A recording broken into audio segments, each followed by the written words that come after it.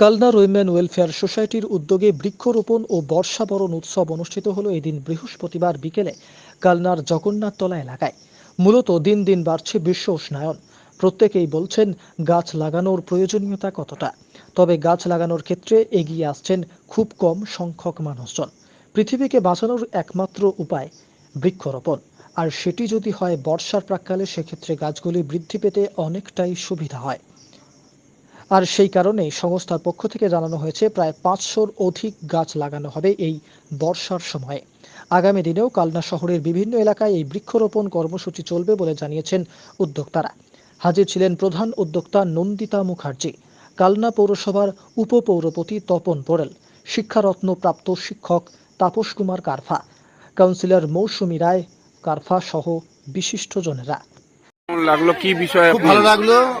Women's welfare society Kalna, এনাদের উদ্যোগে বর্ষাবরণ এবং তার সঙ্গে বৃক্ষরোপণ যে অনুষ্ঠানের আয়োজন করেছে জগন্নাথ তলা যে মাঠের প্রাঙ্গণ, আমাকে এখানে আমন্ত্রণ করার জন্য আমি অত্যন্ত কৃতজ্ঞ এনাদের কাছে।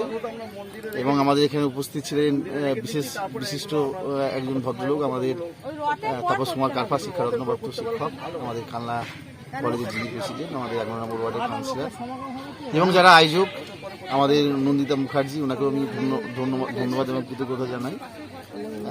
গাছ লাগানোর যে কতটা গুরুত্বপূর্ণ বিষয় বর্তমান যুগে, সেটা কারফাবাবু বিস্তারিতভাবে বলেছেন। যাই হোক, ইনাদের এই উদ্যোগ অত্যন্ত সুদূরপ্রসারী এবং আশা করছি খুব প্রাসঙ্গিক আজকের দিনে।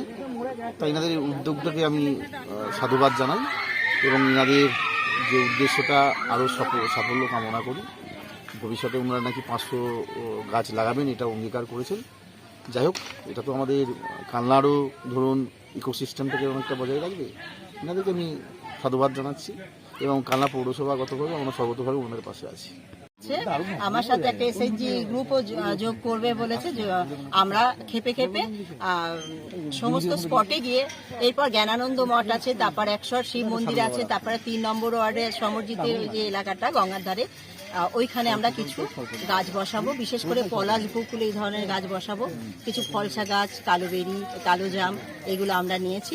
তারপরে আমরা কিছু অর্থকরী গাছ বসাবো এই এলাকা জুড়ে। তো আমাদের এটা কর্মসূচিটা চলবে কিছুদিন পর্যন্ত।